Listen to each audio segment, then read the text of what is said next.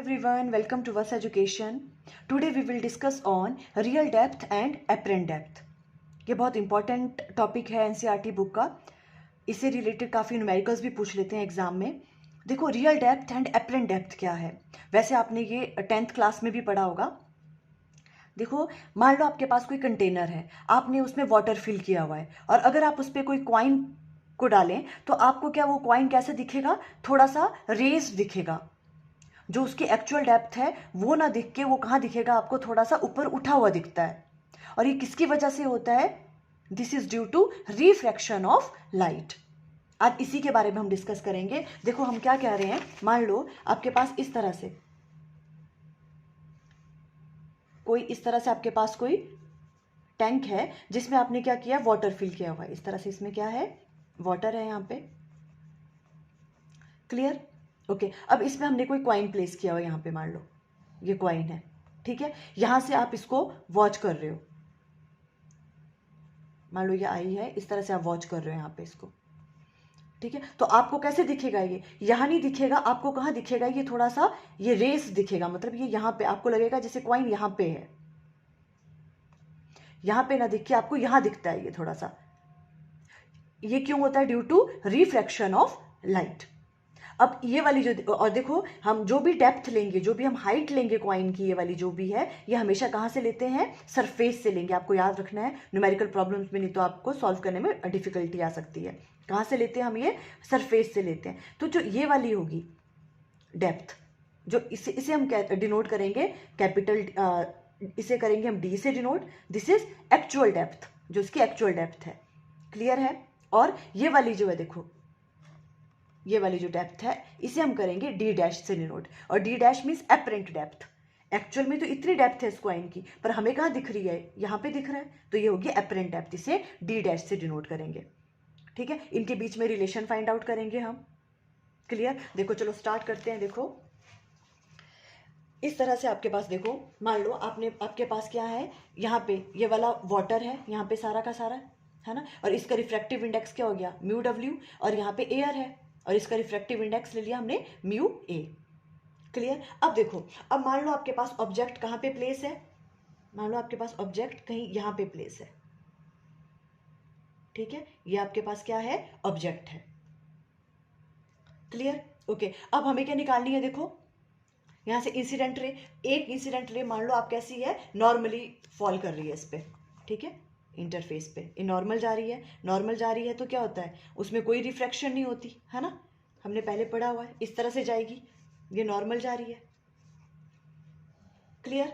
Okay. एक तो हमने ये वाली ले ली, और सेकंड वाली लेनी कौन सी है हमें, देखो सेकंड वाली इंसिडेंट रे ये वाली. मान लो यहां से कैसे जा रही है, वो इस तरह से जा रही है. ये इंसिडेंट रे है यहाँ पे. क्लियर? यहां पे अब क्या करेंगे, हम नॉर्मल ड्रॉ करेंगे.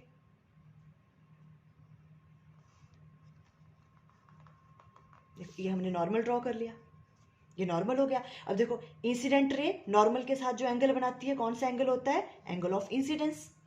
क्लियर? अब देखो हम कहां से कहां जा रहे हैं, ये क्या है आपके पास, water is a denser medium और एयर क्या है, rare medium. Denser to rare जा रहे हैं, अवे फ्रॉम द नॉर्मल.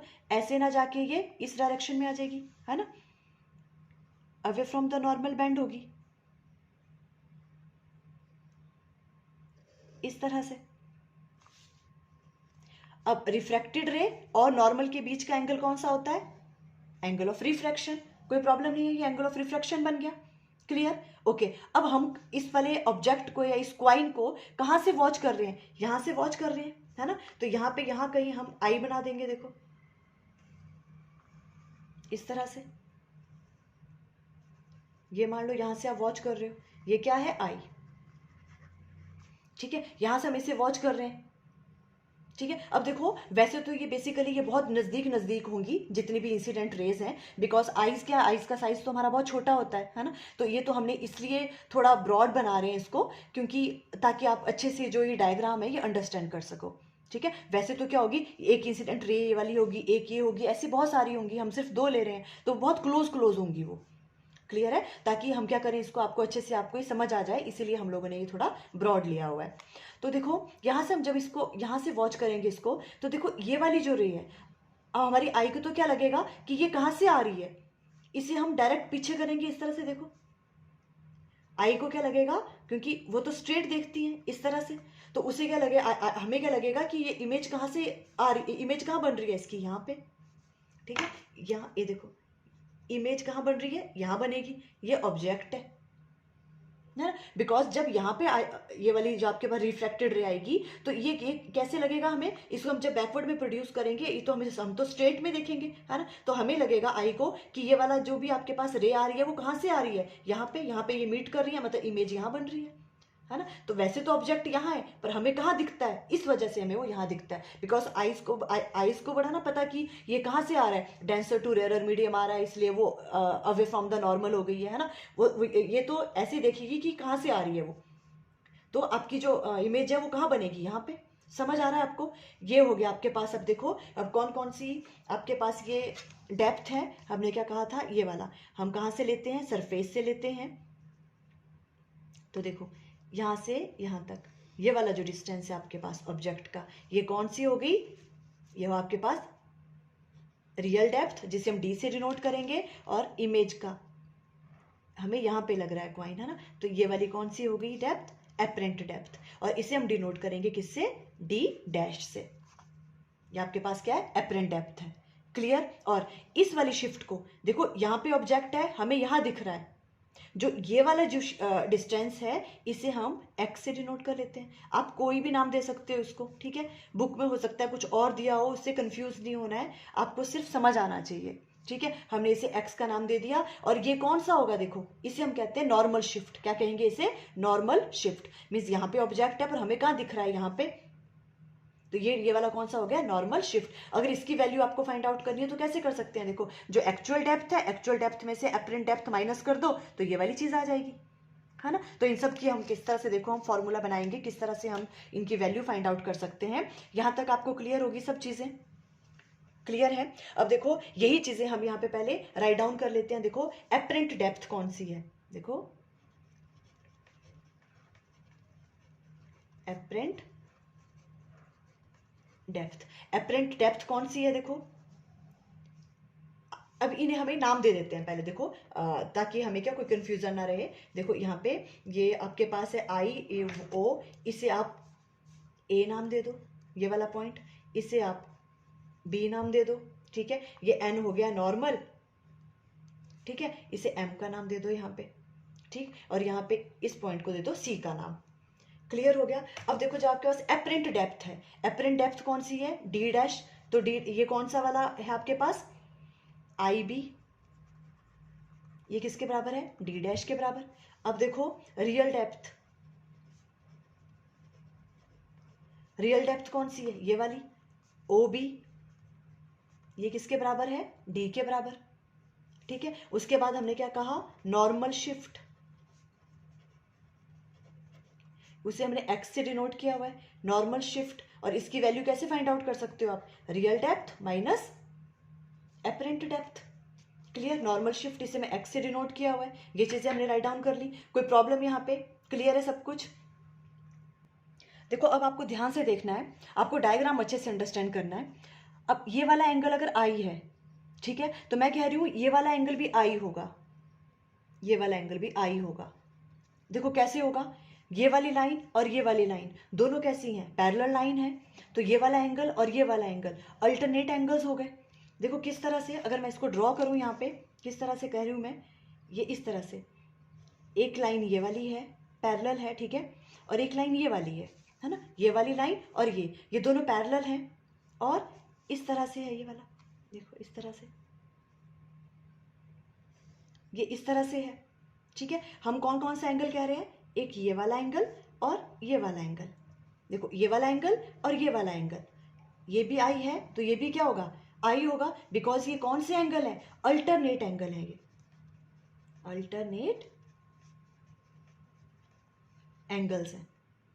आपको विजिबल है ये चीज, अल्टरनेट एंगल है ये, ठीक है। तो देखो अब अगर आप ध्यान से देखो कौन कौन से एंगल की बात कर रही हूं मैं, देखो ये वाला कौन सा एंगल है, देखो ए ओ ए एम, क्या कहा हमने, angle O A M, O A M किसके बराबर है?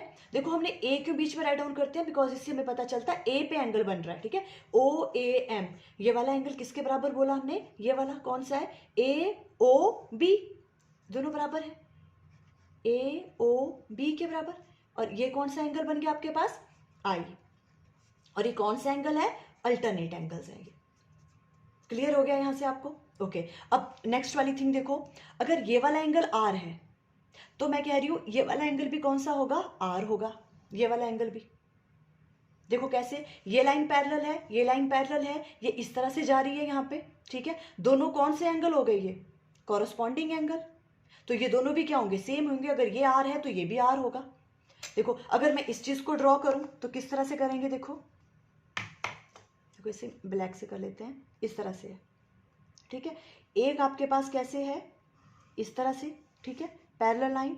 और सेकंड मान लो आपके पास ये वाली है, क्लियर है। और ये वाली लाइन इस तरह से है, यहाँ पे इस तरह से जा रही है ये वाली लाइन, ये वाली, ठीक है। तो कौन कौन से एंगल कह रहे हैं हम? एक तो ये वाला एंगल और ये वाला एंगल। ये वाला एंगल कौन सा आपके पास? आर।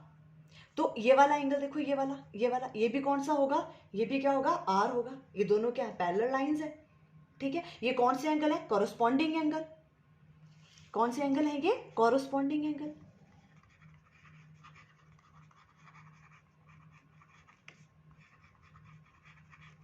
कॉरस्पॉन्डिंग एंगल है ये, क्लियर। कौन कौन से एंगल की बात कर रहे हैं? देखो हम सी ए एन, देखो मैं यहां पे राइट डाउन करूं इसके लिए, ठीक है।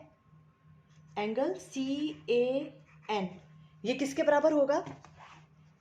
सी ए एन, ये किसके बराबर होगा? देखो सी ए एन, ये वाला एंगल किसके बराबर है? ये वाला एंगल कौन सा? ए आई बी, ये वाला एंगल किसके बराबर है? Angle A I B. और वो किसके बराबर है? आर के बराबर। विजिबल है आपको? क्लियर हुआ? कौन कौन सा एंगल बोला हमने? देखो सी ए एन, ये वाला जो एंगल है, ठीक है, सी ए एन, ये वाला एंगल आपके पास आर है। तो और कौन सा एंगल हमने कहा? ये वाला ए आई बी, ये वाला एंगल दोनों किसके बराबर हो गए? आर के बराबर। कौन से हैं ये? कॉरस्पॉन्डिंग एंगल है। क्लियर हो गया ये वाला आपको? Clear, okay. अब देखो अगर आपको ये डायग्राम अंडरस्टैंड आपको अच्छे से हो गई है, फिर आगे कुछ भी नहीं, आगे बहुत इजी है। बस आपको ये पता होना चाहिए ये वाला एंगल अगर आई है तो ये एंगल आई बन रहा है, ये आर है तो ये आर कैसे। क्लियर। अब देखो हमने क्या करना है? स्नेल्स लॉ अप्लाई करो ए पॉइंट पे। अप्लाई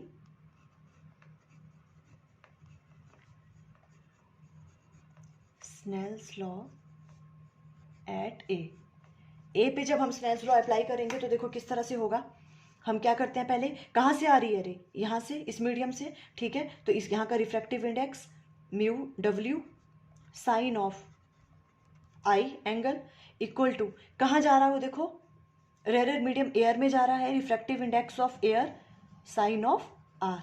कोई प्रॉब्लम यहाँ पे है ना? सिंपल स्नेल्स लॉ लगाया। अब देखो यहाँ पे sine I divided by sine R कर देंगे, इक्वल टू आ जाएगा mu A divided by mu W.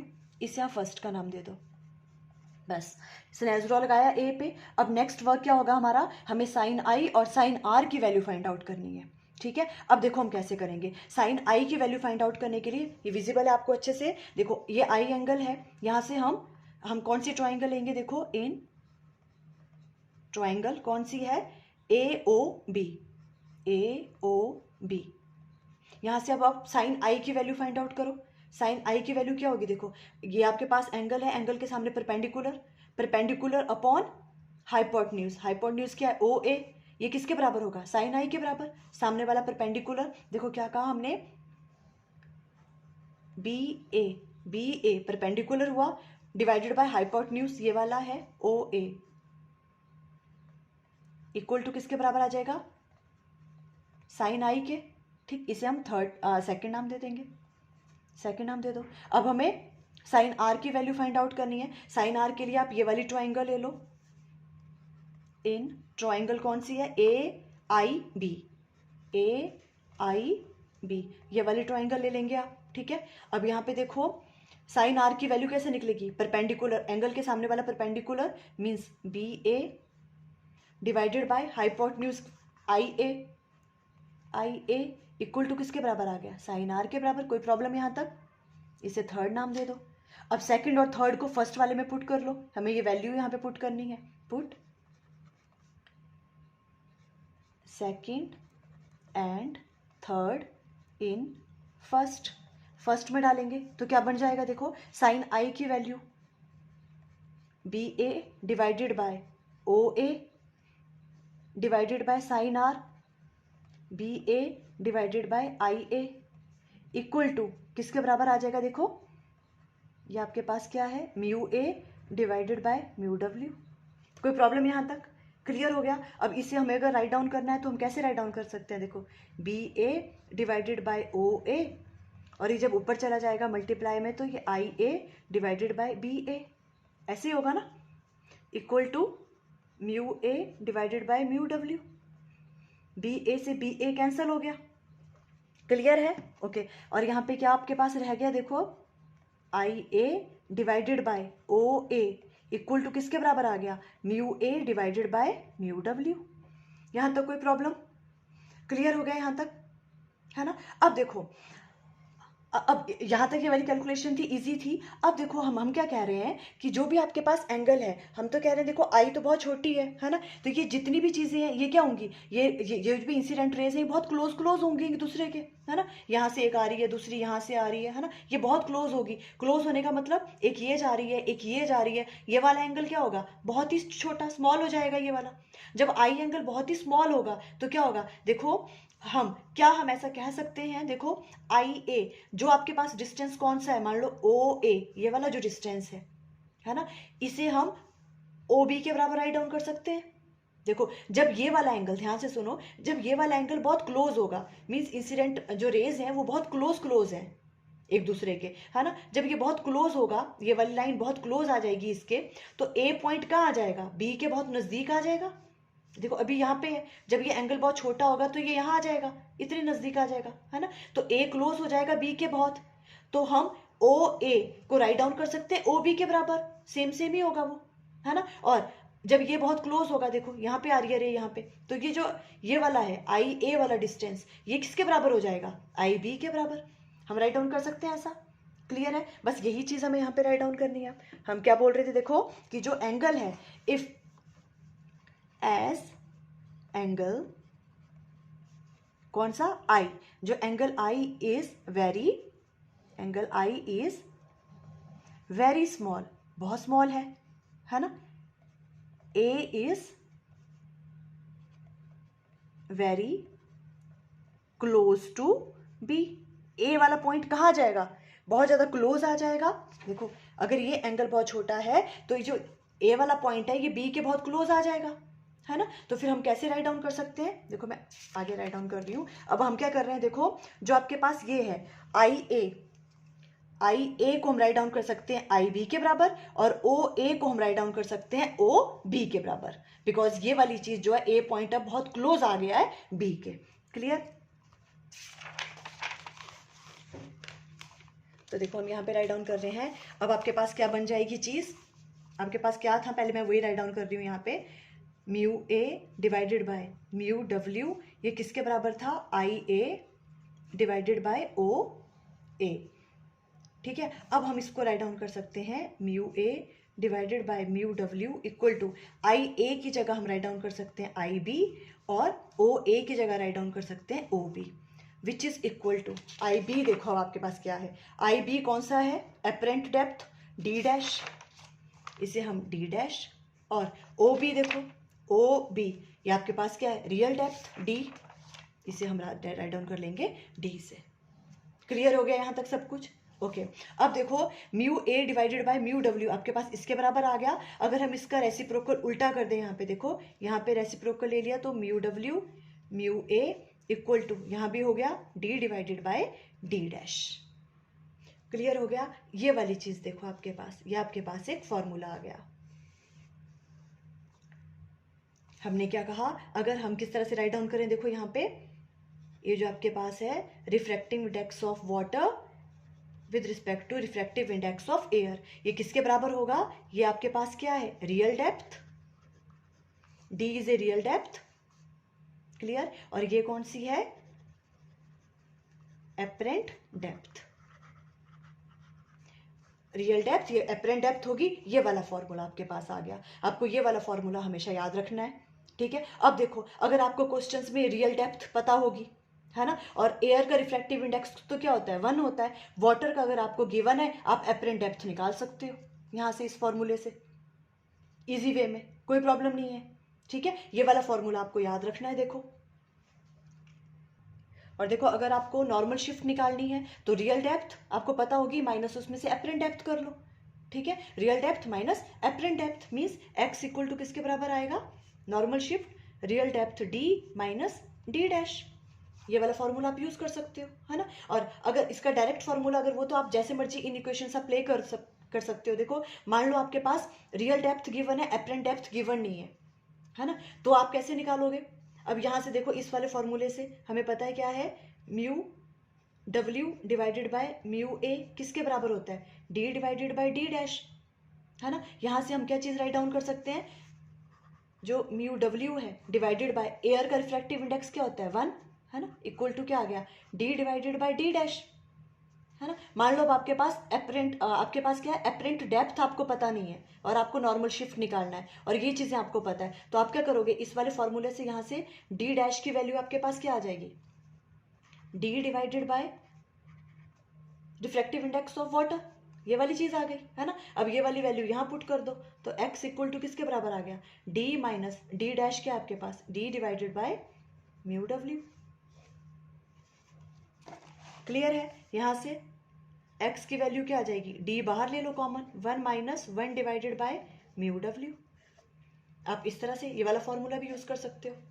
अगर आपके पास क्या गिवन है, रिफ्रैक्टिव इंडेक्स ऑफ वाटर और रियल डेप्थ गिवन है, मान लो एपरेंट डेप्थ नहीं गिवन है, तो आप ये वाला फॉर्मूला लगा लो, है ना। यहाँ से इस तरह से फाइंड आउट कर सकते हो।